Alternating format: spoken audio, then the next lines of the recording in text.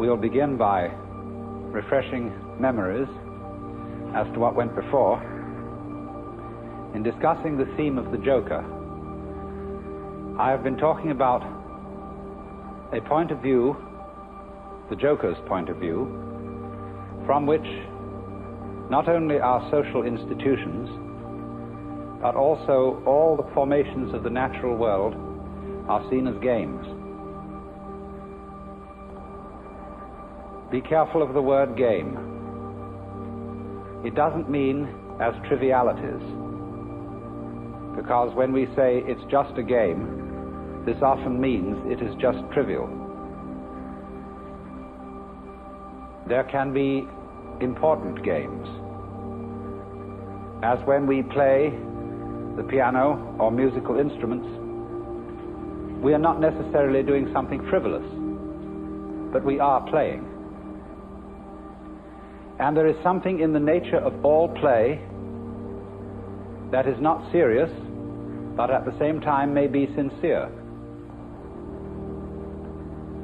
And I tried to give you the picture of the multiplicity of natural forms on the one hand, and of human social institutions, and all the things that we do and consider important and busy ourselves with as human beings. I tried to give you the point of view from which these can be seen as games, as things being done, as it were, simply for themselves, and not for some ulterior motive. And therefore, these games are in a way best played when they are played as games. Although it's really all right for people to take them seriously, except that they are a little bit deprived. They're missing something. And so when the Joker sees a person taking his life seriously and regarding himself as extremely important, there is something a little bit funny about it, and he is inclined to get the giggles. And it's all, he knows that the very intensity of seriousness with which the individuals concerned are taking these games will be a kind of foil for the subsequent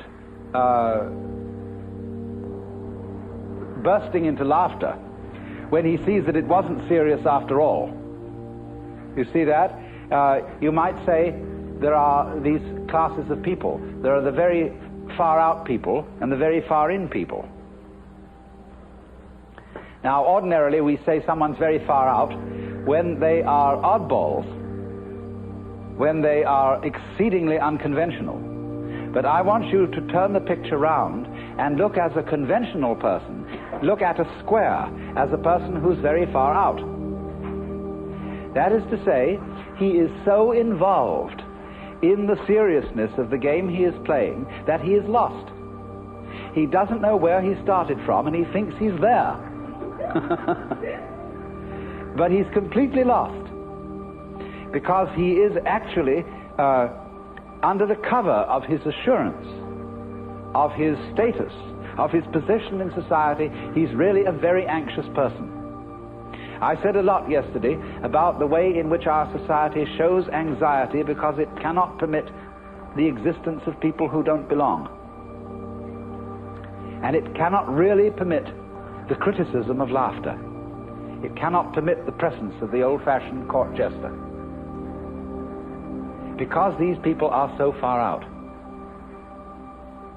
They're so involved, and one from a certain standpoint, you see, from the Joker's standpoint, he doesn't condemn such people. He rather congratulates them on their heroism for getting so lost and involved. But to keep the far out people from going quite insane, there have to be far in people. And the far in people are those who keep contact with the original goings on behind the scenes.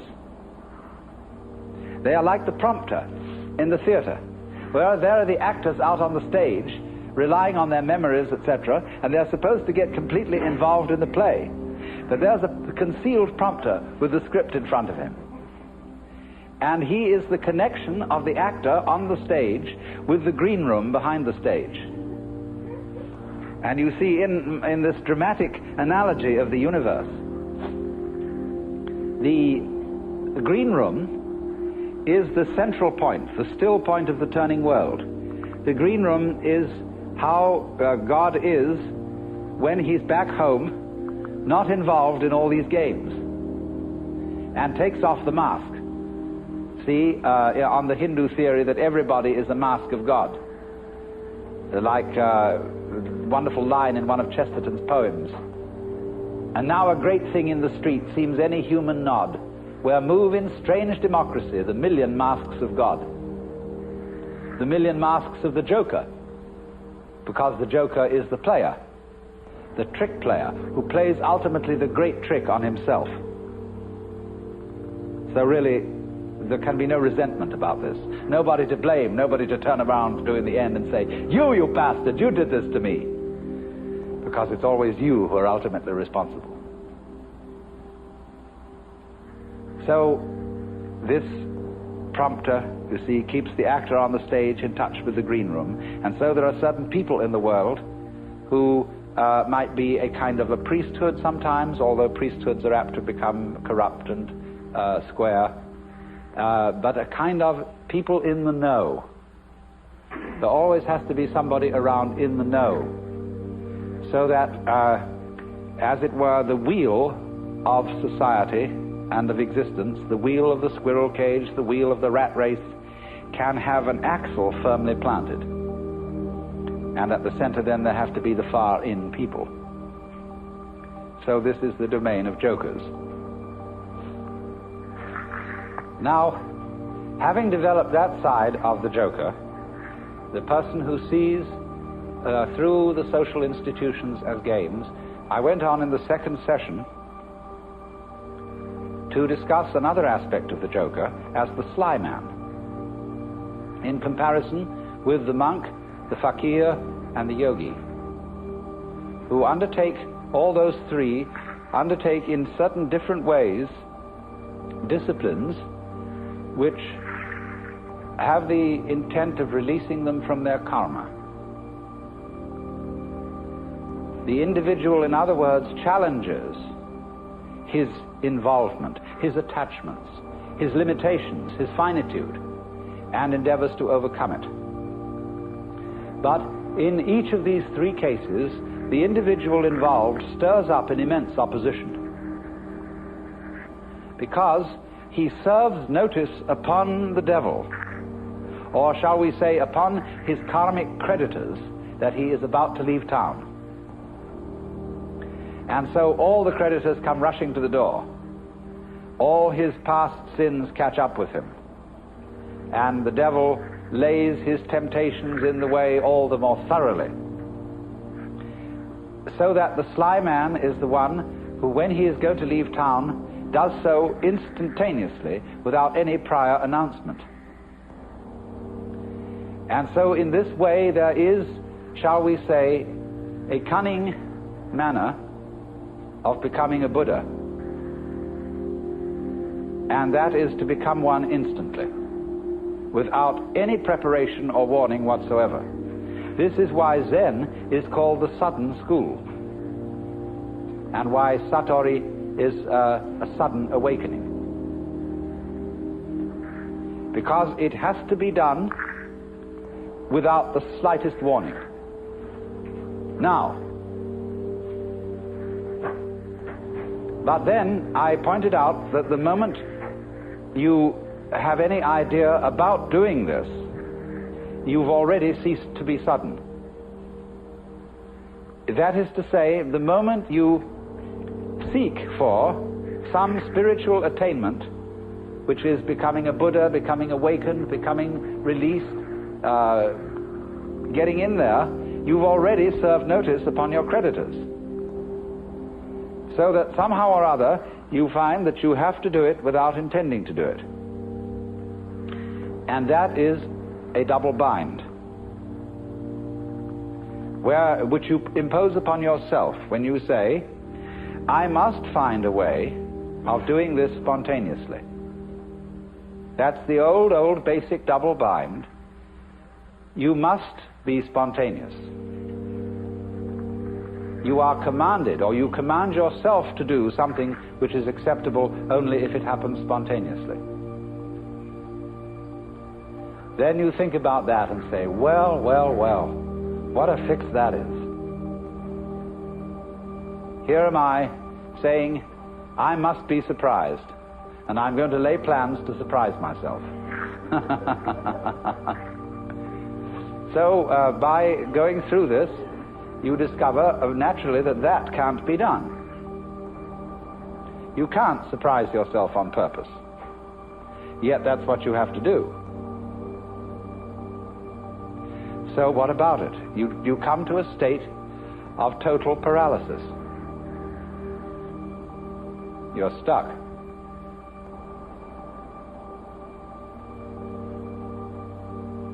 The one thing that is terribly important to be done can't be done. It has to happen. It really does if you're earnest about this. You want to get out of the trap. But you can't do anything about it, either actively or passively. But then as you begin to see what you are doing all the time, you notice a very odd fact, which is that you can't help being spontaneous. If I say to you, good morning, and you say good morning, what is that? Did you plan this answer?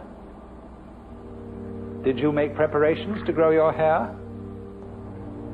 Do you make decisions about having blue eyes? You see, about breathing? Is this all planned? About beating your heart? And what about your thinking? Even if it's very blocked thinking, even if you feel from a certain point of view that you're all mixed up, what is going on anyway? You see, you can't stop it. It's like trying to, we were discussing the Gurdjieff thing yesterday, the self-remembering exercise, the attempt to live completely in the present. Well, that's not only a Gurdjieff idea, that's a very ancient yoga and Buddhist discipline, to be completely here and now. But of course, as you pursue this, you discover you can't do it, because you couldn't even know when to go shopping unless you made plans and started thinking about the future. You couldn't move. But then you discover, you see, that in the long run there's nothing to think about except the here and now. There really isn't anything else. Because even when you make plans for the future and you remember the past, you're doing it all in the present. Your memory is a present activity. There's no way of not being self-remembering and having presence of mind. So when you discover that, there's nothing left to you but to have a good laugh.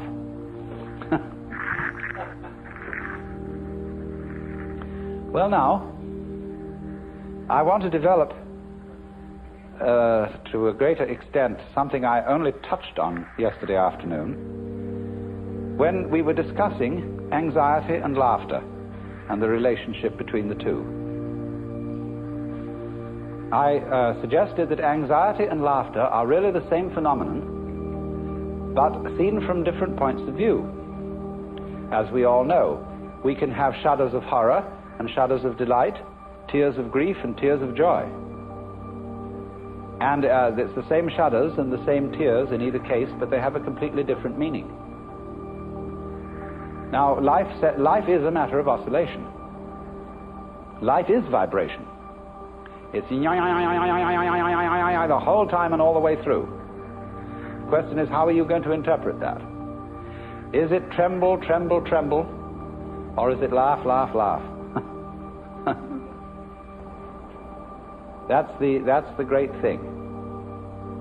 And sometimes it's one, and sometimes it's the other. So that the whole thing of the Joker is he comes into being, as it were, at the point when the anxiety interpretation of the trembling becomes the laughing interpretation. We were talking about monks who had skulls in their cells to remind them of mortality. And we think a grim thing. The skull is a grim thing. But Chesterton had the poem about the skull. Chattering finch and waterfly are not merrier than I. Here among the flowers I lie, laughing everlastingly. No, I may not tell the best. Surely, friends, I might have guessed death was but the good king's jest. It was hid so carefully. So you can see the skull not as a grim thing, but as a laughing thing. It's all that's left of a human being. And all the surface is peeled off, and nothing but this beautiful bone remains. It laughs.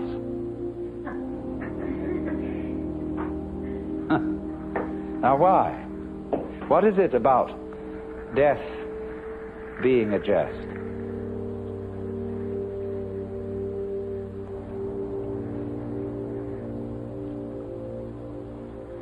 We discussed the problem of the zebra. You remember whether a zebra is a yellow horse with black stripes or a black horse with yellow stripes. And of course, you can see it either way. And you can argue till all is blue about which side is right. And let's suppose that a black horse is a horse of ill omen, even though striped with yellow, and a yellow horse a horse of joy and good omen, even though striped with black. This is our eternal problem. We are in the state of egocentric consciousness, firmly convinced that death is a threat. We are so convinced of this, even though individuals may say, well, I'm not really afraid of death. What I'm afraid of is dying in an unpleasant way. Nevertheless, since almost all moralists and people concerned with ethics seem to agree, whatever their differences of opinion, that survival is a good thing. In some sense, if not survival in this body, even the most, the people who would rather be dead than red, firmly believe that that is true because they believe there is a hereafter, where they can go and where they can be rewarded for the courageous stand against evil which they have taken. You see? So that's still some kind of insistence on the value of survival. And we all cling to this idea of survival with tremendous passion. But we have been fooled, because survival is an important ideal only so long as you have bothering you the bugbear of death, that the world might stop altogether, and that your death, so far as you are concerned, is curtains forever. And that is really the bogey. You see, that's all very well to rationalize and say, no, it's not death I'm afraid of, it's the pains of death. But if you think about it deeply, there are several stages in thinking about it deeply. The first stage is the real horrors of endless night, of the futility, of the whole conception that one's own life, or indeed the whole life of the cosmos, might be nothing but a flash, and beyond that, nothing. Nothing, nothing, in all directions. When, for example, we think of the physicist's idea that the universe is running down, that all energy is seeking a stable state. Supposing, for example, to give an illustration of what they mean, I have a jar of black pepper and a jar of salt, and I pour them together into another jar, and I can see the white salt and the black pepper fairly well delineated. Then I start shaking the jar, and slowly, slowly, slowly the black and the white disappear into a gray. That can never be sorted out again into black and white. In this sort of way, as things go on, the universe, they say, it tends to attain a stable state, to run down, run down, run down, until that's the end. And nobody knows how it could possibly start all over again. But I always say, and I feel it in a sort of funny, intuitive way, that what happened once can happen again. If this world started at some time, supposing there was a colossal explosion which set all these galaxies flying out, then what existed before that explosion must surely have been something like the stable state to which we shall run down in the end. And if it went bang once, there's absolutely no reason why it shouldn't go bang again. I suppose there are temperaments in logic. I have a temperament whereby I just cannot, it seems to me absolutely basic that what happened once can happen again. But there are other people who so cherish the unique that they can conceive the idea of something like existence happening only once. But you see, something that happens only once doesn't happen at all. What happens if a given sound consists of only one vibration? What is the up crest of a wave apart from the down crest? Can you conceive that? That's the same koan as what is the sound of one hand.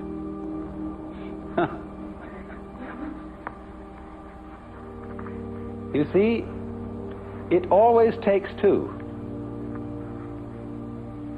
You can't have a purely left-sided person. Imagine. So, in this way, just as you can't have just one vibration, it's like the saying, the greatest strength of mind is to eat one peanut. and so it can hardly be done. So there isn't just one vibration. And a dit but no da sort of thing. You have to have it do more. So in just the same way, when you magnify this principle, there isn't just one cosmos, or one big explosion that starts and stops.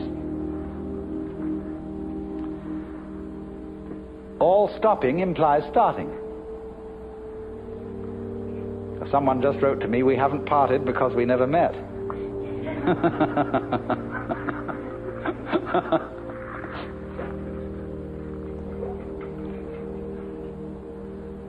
So, the whole point of saying this is the realization that existence is eternal.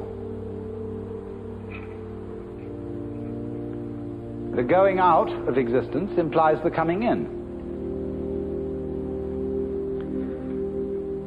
And St. Thomas had some points here when he said,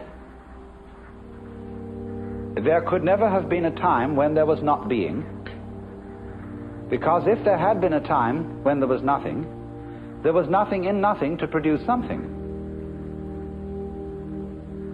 But he didn't quite have the point, because what he didn't see was that nothing is productive in the sense that you can't have nothing without something. They go together. And all this thing is an argument, again, about whether the zebra is yellow striped black or black striped yellow. And what we see is that the black and the yellow, the darkness and the light, are simply two phases of the same. And that realization is exactly what transforms anxiety into laughter. Suddenly to see that you just, after all this anxiety, that you don't have anything to worry about.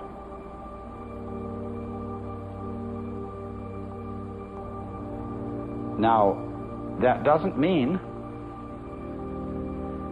that there will not in our future lie some extremely painful experiences, or experiences that we would ordinarily interpret as horribly painful. We may all die of ghastly diseases, or of radiation burns, or of unimaginable things. But look here.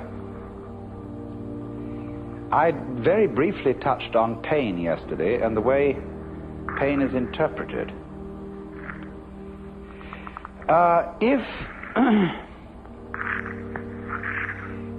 If you interpret pain as something that is destroying you and is going in the direction of total death, then it's very serious indeed. And it's perfectly terrifying. But I've been investigating experiences of people who've undergone torture. I don't know if anybody in this room has. It's always possible. But, and then if so, you can correct me. But the worst part of torture is the beginning. When, of course, you're full of all your illusions and all your fears about black and white and the terror that black may win. But it's said that as torture proceeds, it slowly changes the state of mind of the victim to a kind of drunken, masochistic giving in to the torture, so that it becomes something that he cooperates with. And that if the torturer notices this, he knows he's through and has to kill him. So, in other words, there is a point at which pain becomes an experience without having a negative interpretation put upon it. Becomes, in other words, converted into ecstasy.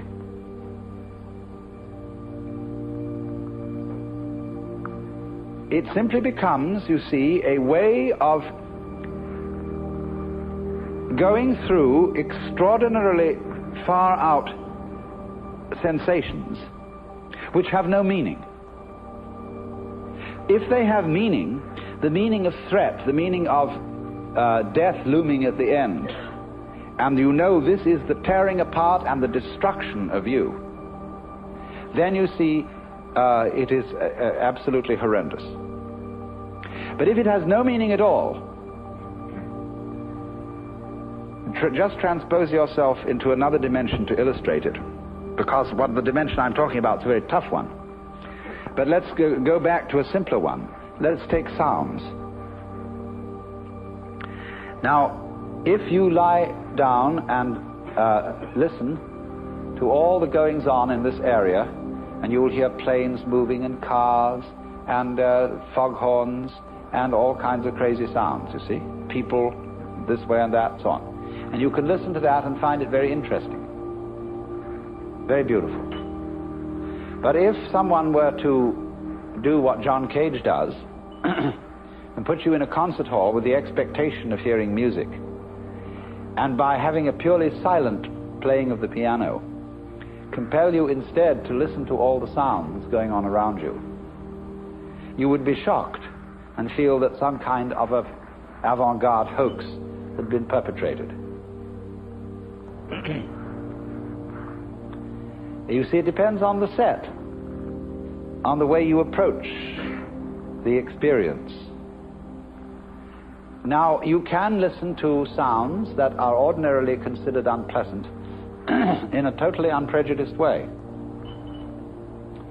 You can listen to discordant musical noises and find them extremely interesting if you listen carefully enough.